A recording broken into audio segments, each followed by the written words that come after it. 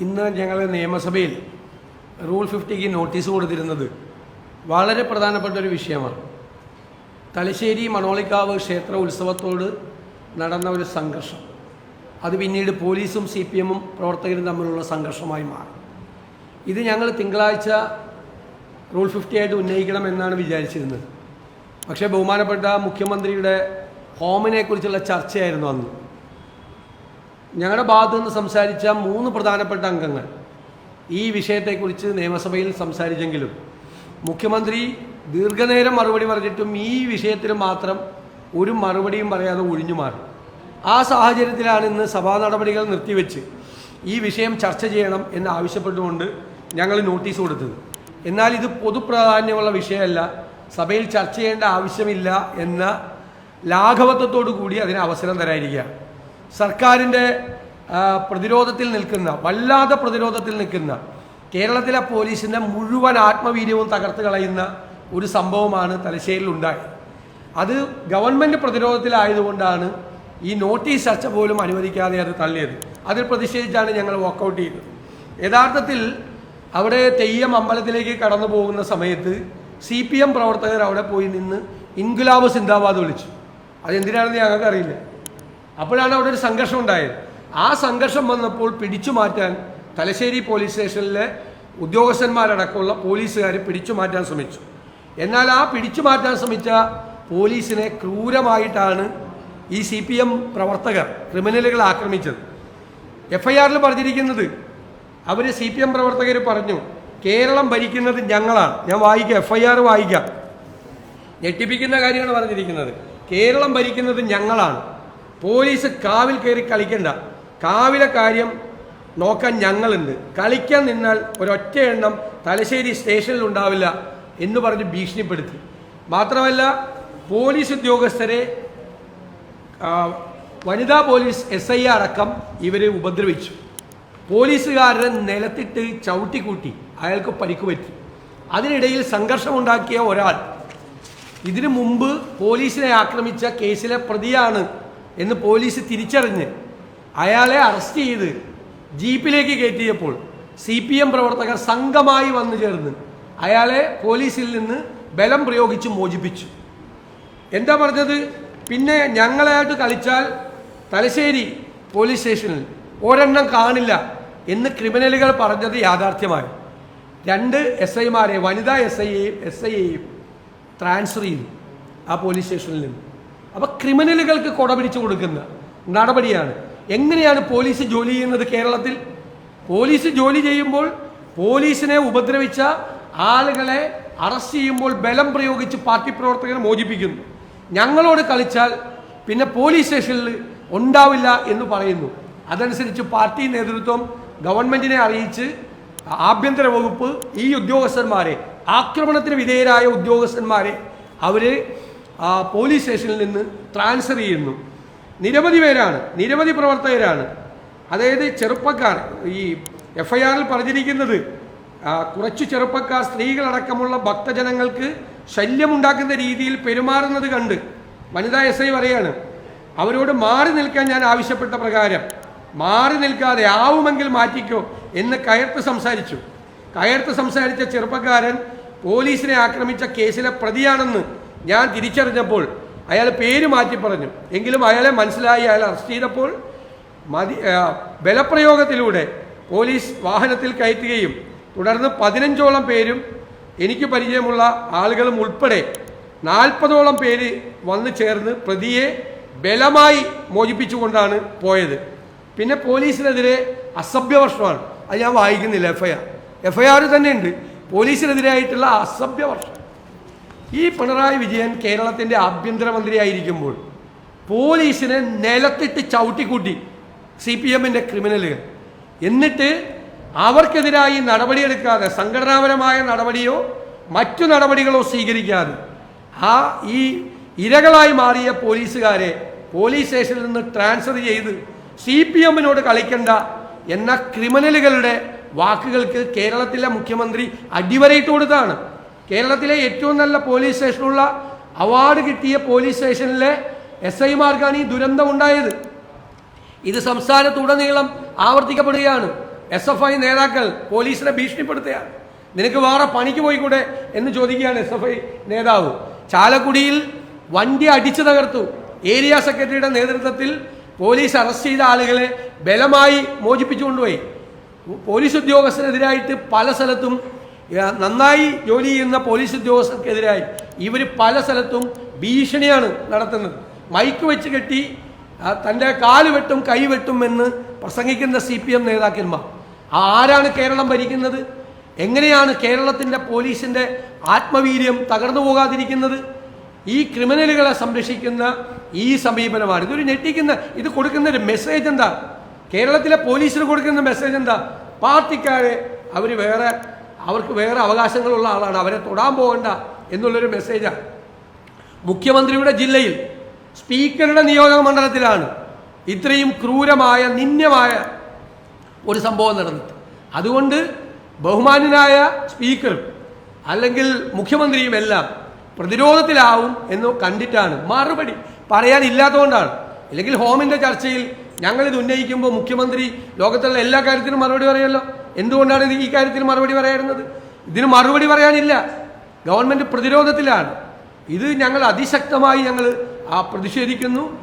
മാത്രമല്ല, ഈ അമ്പലങ്ങളിൽ പോയി എന്തിനാണ് ബഹളം ഉണ്ടാക്കുന്നത്? എന്തിനാണ് രാഷ്ട്രീയം കലർത്തുന്നത്? നമ്മളെല്ലാവരും RSSന് എതിർക്കുകയല്ലേ? RSS എങ്ങനെ ഗണഗീതങ്ങൾ പാടുകയും അമ്പലങ്ങളിൽ പോയിട്ട് മാർച്ച് നടത്തുകയും ചെയ്യുന്നു. ഇപ്പോൾ CPM ഇറങ്ങിയിരിക്കുകയാണ് പല സ്ഥലത്തും. ഇപ്പം ഇന്നലെ ഹൈക്കോടതിയുടെ രൂക്ഷമായ വിമർശനം ഉണ്ടായി. കടക്കൽ ക്ഷേത്രത്തിൽ, ദേവസ്വം ബോർഡിൻ്റെ ക്ഷേത്രത്തിൽ അവർ കൊണ്ടുവന്ന് ഗാനമേള നടത്തി. ഗാനമേള ഏതാ? പുഷ്പനെ അറിയാമോ എന്നത്. ആ പുഷ്പനെ അറിയാമോ? ലാൽ സലാം സഖാക്കളെ എന്ന് പാടുകയാണ്. പാടുമ്പോൾ അമ്പലത്തിലെ സ്റ്റേജിലെ വീഡിയോ വാളിൽ അരിവാൾ ചുറ്റിയ നക്ഷത്രം DYFI CPM. ഇതെന്ത് നാടാണിത്? ഇങ്ങനെയാണ് ഇവർ. ഞാൻ പറഞ്ഞു, ഇവർക്ക് BJPക്ക് സ്പേസ് ഉണ്ടാക്കി കൊടുക്കുകയാണ്.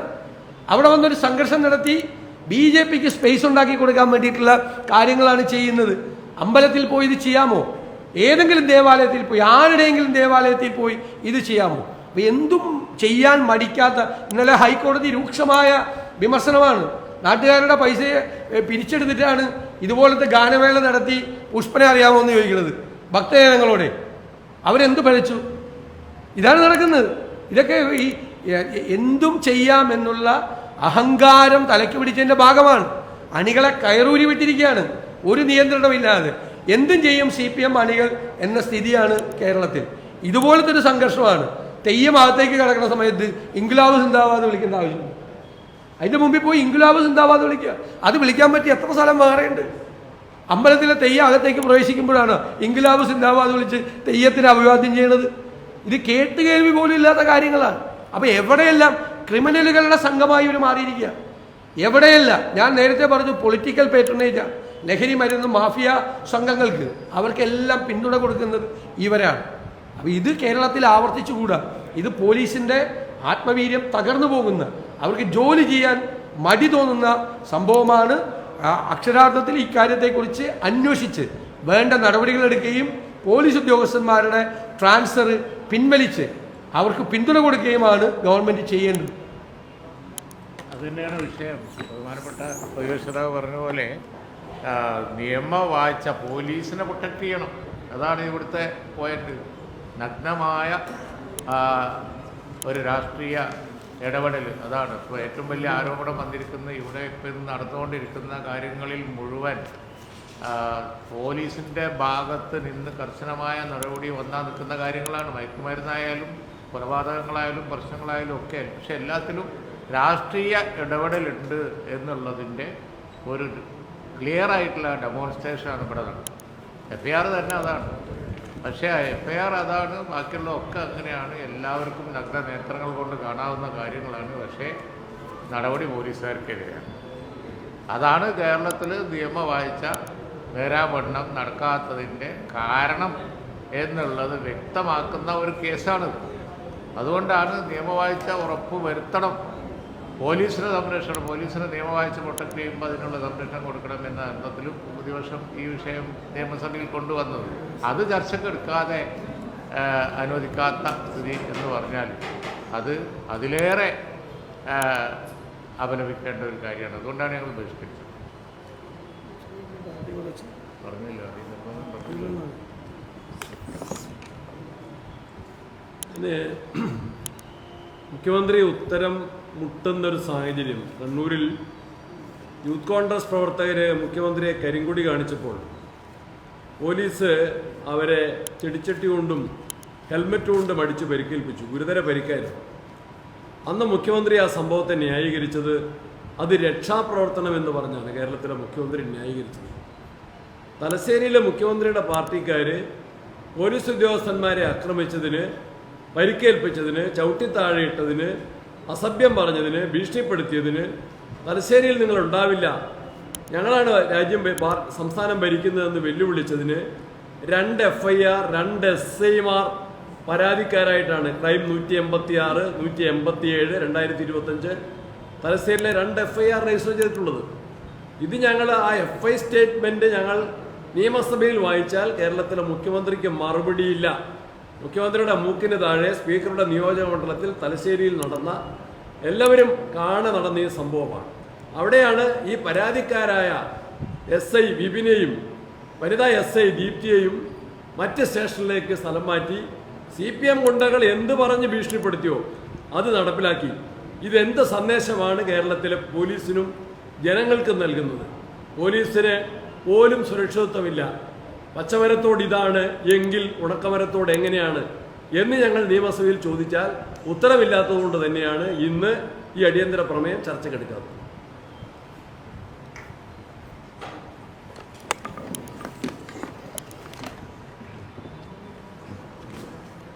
ഇവിടെ പ്രതിപാദിച്ചതുപോലെ ഗവൺമെൻറ്റിന് മറുപടി ഇല്ലാതെ വരുന്ന സന്ദർഭങ്ങളിൽ അടിയന്തര പ്രമേയം അനുവദിക്കാത്ത രീതിയിലുള്ള ഒരു കീഴ്വഴക്കം പുതുതായി സൃഷ്ടിക്കുകയാണ്. ഇന്നിവിടെ ഉന്നയിക്കപ്പെട്ട വിഷയം കഴിഞ്ഞ ഡിമാൻഡ് ഡിസ്കഷനിൽ, ഹോമിൻ്റെ ഡിമാൻഡ് ഡിസ്കഷനിൽ ഉന്നയിക്കപ്പെട്ട പ്രശ്നങ്ങളാണ്. പക്ഷെ അന്നും മുഖ്യമന്ത്രി ഇതിനെ സംബന്ധിച്ച് മറുപടി നൽകിയില്ല. പോലീസിന് സ്വതന്ത്രമായി കേരളത്തിൽ ജോലി ചെയ്യാൻ കഴിയാത്ത സ്ഥിതിവിശേഷം ഉണ്ടാകുന്നു.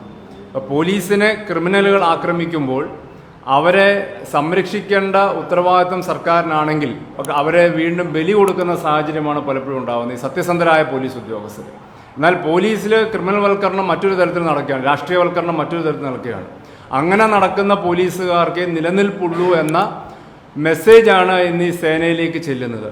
ഇത് വലിയ രീതിയിലുള്ള ഗുരുതരമായ പ്രത്യാഘാതം സൃഷ്ടിക്കപ്പെടുമെന്നൊരു സംശയമില്ല. പോലീസിനെ പൂർണ്ണമായും രാഷ്ട്രീയവൽക്കരിച്ചുകൊണ്ട് പാർട്ടിയുടെ ഭരിക്കുന്ന സർക്കാരിൻ്റെ ഇംഗിതത്തിനനുസരിച്ച് നീങ്ങുക എന്ന ആ ഒരു റോങ് മെസ്സേജാണ് ഇപ്പോൾ കേരളത്തിൽ കൊടുത്തുകൊണ്ടിരിക്കുന്നത്. ഇത് സ്വാഭാവികമായിട്ടും നമ്മുടെ നാട്ടിലെ ക്രമസമാധാന പ്രശ്നങ്ങളെ ദോഷകരമായി ബാധിക്കുന്ന നിലയിലേക്ക് മാറുമെന്ന ആശങ്ക ഇന്ന് ഉടലെടുക്കുകയാണ്.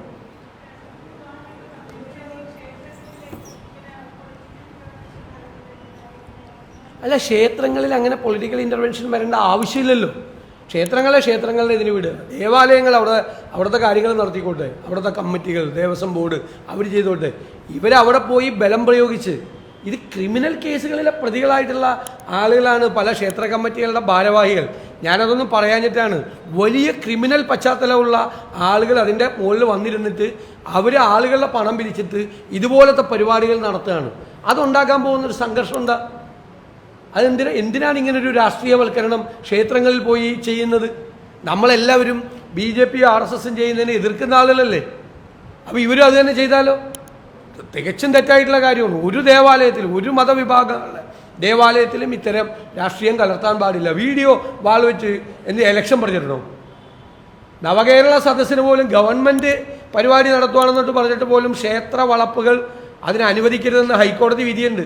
ഈ പറയുന്ന കടക്കൽ ക്ഷേത്ര മൈതാനം ഇതുപോലെ നവകേരള സദസ്സിന് വെച്ചിരുന്ന കോടതി വിധി വന്നതിനെ തുടർന്നാണ് അത് മാറ്റിയത്. കോടതി പറഞ്ഞാണെന്ന് നവകേരള സദസ്സ് പോലും ക്ഷേത്രമുറ്റത്ത് നടത്താൻ പാടില്ല, കാരണം അതൊരു രാഷ്ട്രീയ ചുവയുള്ള പരിപാടിയാണ്, അത്തരം പരിപാടികൾ നടത്തരുതെന്ന് പറഞ്ഞതാണ്. ഇത് കാണിച്ചിരി ഇതൊക്കെയാണ് അധിക പ്രസംഗം എന്ന് പറയുന്നത്.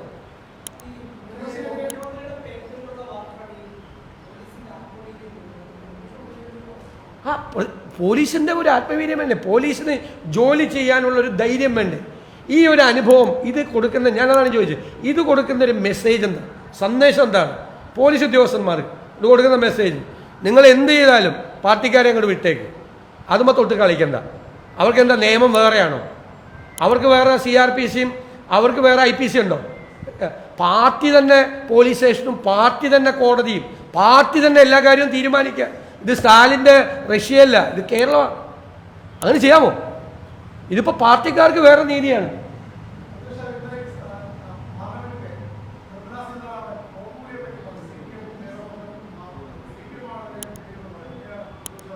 അല്ല, അത് ഇവർ തമ്മിൽ വലിയ സൗഹൃദവും സ്നേഹവും ബന്ധമല്ലേ? അവരങ്ങോട്ടും ഇങ്ങോട്ടും ഞങ്ങൾ തമ്മിൽ അങ്ങനെ ബന്ധമില്ല എന്ന് കാണിക്കാൻ വേണ്ടിയിട്ട് പറഞ്ഞായിരിക്കുള്ളൂ. ഞാൻ അങ്ങനെയാണ് കരുതുന്നത്. അല്ല, മുഖ്യമന്ത്രി എന്താ പറഞ്ഞത്? മുഖ്യമന്ത്രിയുടെ മറുപടി കേട്ടോ. ശ്രീ രമേശ് ചെന്നിത്തല അവർ തമ്മിൽ നടത്തിയ കൂടിക്കാഴ്ച എന്താണ്? PRDയിലെ ന്യൂസ് റിലീസ് എന്താ? അത് ഇൻഫോർമൽ ആയിരുന്നു എന്ന്. എന്താണ് അനൗദ്യോഗികമായി നിർമ്മലാ സീതാരാമനും കേരളത്തിലെ മുഖ്യമന്ത്രിക്കും തമ്മിൽ സംസാരിക്കാനുള്ളത്? എന്താ അനൗദ്യോഗികമായി നമ്മൾ അറിയണ്ടേ? എന്നിട്ട് കേരളം ഇതുപോലുള്ളൊരു ധനപ്രതിസന്ധിയിലൂടെ കടന്നു പോകുമ്പോൾ അതൊന്നും സംസാരിച്ചിട്ടില്ല, അതൊന്നും പറഞ്ഞിട്ടില്ല. പിന്നെ ഇവർ തമ്മിൽ എന്താണ് സംസാരിച്ചത്? ഗവർണറുടെ സാന്നിധ്യത്തിൽ ഇവർ തമ്മിൽ എന്താണ് സംസാരിച്ചത്? എന്തായിരുന്നു അനൗദ്യോഗിക സന്ദർശനത്തിൻ്റെ ഉദ്ദേശം? എന്തായിരുന്നു?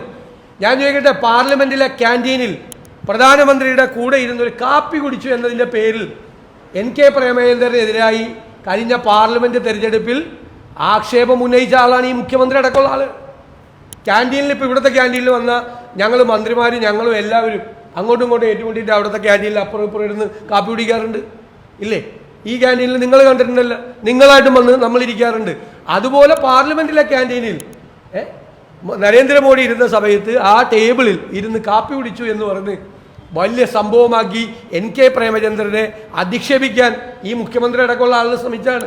ആ മുഖ്യമന്ത്രിക്ക് ഗുജറാത്തിൽ വ്യവസായത്തെക്കുറിച്ച് തൊഴിൽ മേഖലയെക്കുറിച്ച് അന്വേഷിക്കാൻ ഷിബു ബേബി ജോൺ പോയതിന് അന്നത്തെ നമ്മുടെ മന്ത്രിസഭയിൽ, ഉമ്മൻചാണ്ടി മന്ത്രിസഭയിൽ അതിനെക്കുറിച്ച് ആക്ഷേപം ഉന്നയിച്ച ആളുകൾ. എന്താണ് അനൗദ്യോഗിക ചർച്ച നിർമ്മലാ സീതാരാമനുമായിട്ട്? എന്താ അനൗദ്യോഗിക ചർച്ച കേരള ഹൗസിൽ? അത് ചോദിച്ചാൽ പറയണ്ടേ? എന്താ അനൗദ്യോഗികമായിട്ട് അവർ തമ്മിൽ എന്താ സംസാരിക്കാനുള്ളത്? അതിർത്തി തർക്കമൊന്നുമില്ലല്ലോ അവർ തമ്മിൽ. സംസാരിച്ച് സെറ്റിൽ ചെയ്യാൻ വേണ്ടിയിട്ടുള്ള വേറെ വിഷയമൊന്നുമില്ലല്ലോ. ഭരണപരമായ കാര്യങ്ങളല്ല സംസാരിച്ച്. ഭരണപരമായ കാര്യങ്ങളാണെങ്കിൽ ഒഫീഷ്യൽ മീറ്റിംഗ് ആണ്, ഞങ്ങളതിനെ അപ്രീഷിയേറ്റ് ചെയ്യും. എന്നോട് ആദ്യം ചോദിച്ചപ്പോൾ ഞാൻ പറഞ്ഞത് അതിനെന്താ, കേരളത്തിൽ ഒരുപാട് പ്രശ്നങ്ങളുണ്ട്, അവർ തമ്മിൽ സംസാരിക്കട്ടെ, നമുക്ക് എന്തെങ്കിലും കിട്ടുവാണെങ്കിൽ കിട്ടട്ടെ എന്നാണ് ഞാൻ ആദ്യം പ്രതികരിച്ചത്. പിന്നീടാണ് ഈ PRDയുടെ റിലീസ് വന്നത്. അപ്പോഴാണ് ഞങ്ങൾക്ക് സംശയമായത് അനൗദ്യോഗികം. എന്ത് അനൗദ്യോഗികം?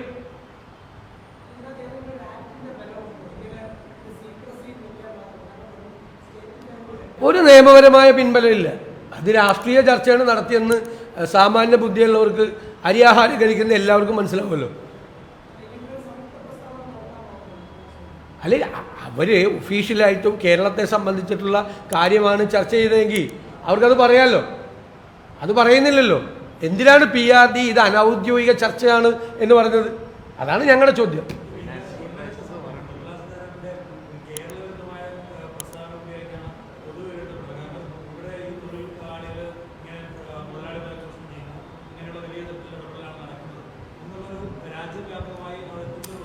അതൊരു ഞാനിപ്പോൾ ഇൻവെസ്റ്റേഴ്സ് മീറ്റിൽ ഞാൻ എൻ്റെ പ്രസംഗത്തിൽ എന്താ പറഞ്ഞത്, പണ്ട് അങ്ങനെ ഒരു ചീത്തപ്പേര് കേരളത്തിനുണ്ടായിരുന്നു. കേരളത്തിലൊരു ട്രേഡ് യൂണിയൻ മിലിറ്റൻസി ഉണ്ടായിരുന്നു. ഈ പറഞ്ഞ നോക്കുകൂലിയൊക്കെ ഉണ്ട് ഇപ്പോഴും പല സ്ഥലത്തും. എന്നാലും കേരളത്തിലെ ട്രേഡ് യൂണിയൻ മിലിറ്റൻസി കുറഞ്ഞു, സമരങ്ങൾ കുറഞ്ഞു. കേരളത്തിൽ കുറേ നാളുകളായി ഇത് ഇവർ വന്നതിന് ശേഷമുള്ളതല്ല. അപ്പോൾ അത് ആ ഒരു അന്തരീക്ഷം ഒരു പഴയ കാര്യമാണ് കേരളത്തിലെ കമ്മ്യൂണിസ്റ്റ് പാർട്ടി വളരെ എക്സ്ട്രീമിൽ പോയി ചെയ്തിട്ടുണ്ട് ഇതെല്ലാം ഒരുപാട് സ്ഥലങ്ങളിൽ. പക്ഷേ ഇപ്പോഴത്തെ കേരളത്തിലെ അന്തരീക്ഷം കഴിഞ്ഞ ഒരു ദശാബ്ദകാലമായി അല്ലെങ്കിൽ ഒരു 10-15 വർഷക്കാലമായി അതല്ല. ഞാനെല്ലാം ട്രേഡ് യൂണിയൻ സെക്ടറിലുള്ള ആളുകളാണ്. ഞങ്ങളൊക്കെ ന്യൂ ജനറേഷൻ ട്രേഡ് യൂണിയനിസ്റ്റുകളാണ്. ഞങ്ങളൊന്നും ഒരു സ്ഥാപനത്തിന് സമരം ചെയ്യിപ്പിക്കാറില്ല. കാലം വരുത്തിയ മാറ്റമാണ്, കാലം വരുത്തിയ സ്വാഭാവികമായിട്ടുള്ള മാറ്റമാണ്. ആദ്യമായിട്ട് വ്യവസായ മന്ത്രിയായിരുന്നപ്പോൾ കേരളത്തിലെ ജനങ്ങളോട് ആദ്യം ആ വാക്ക് പറഞ്ഞ ആളാണ് കുഞ്ഞാലി സാഹിബ്. നിങ്ങളുടെ മൈൻഡ് സെറ്റ് മാറണമെന്നാണ് പറഞ്ഞത്. അന്ന് അദ്ദേഹത്തെ പരിഹസിച്ചാണ്, എപ്പോഴും മൈൻഡ് സെറ്റ്. അദ്ദേഹമാണ് ആദ്യം ആ പ്രയോഗം നടത്തിയതെന്ന് ഞങ്ങൾക്ക് ഓർമ്മയുണ്ട്. മൈൻഡ് സെറ്റ് മാറണം, കേരളത്തിൻ്റെ മൈൻഡ് സെറ്റ് അല്ല. അതെ,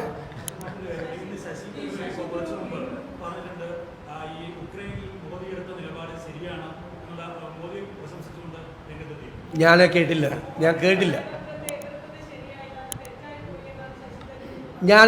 ഞാൻ അദ്ദേഹം പറഞ്ഞ കേട്ടില്ല. ഞാൻ പറഞ്ഞിട്ട് പ്രതികരിക്കല്ലോ, നമുക്ക് കാണുമല്ലോ എപ്പോഴും എന്താണെന്ന് നോക്കിയിട്ട് പറയാമല്ലോ. ഞാനല്ല നോക്കിയിട്ട് നമുക്ക് പറയാം, നോക്കിയിട്ട് ഞാൻ പെട്ടെന്ന് പ്രതികരിക്കേണ്ട ആവശ്യമില്ല.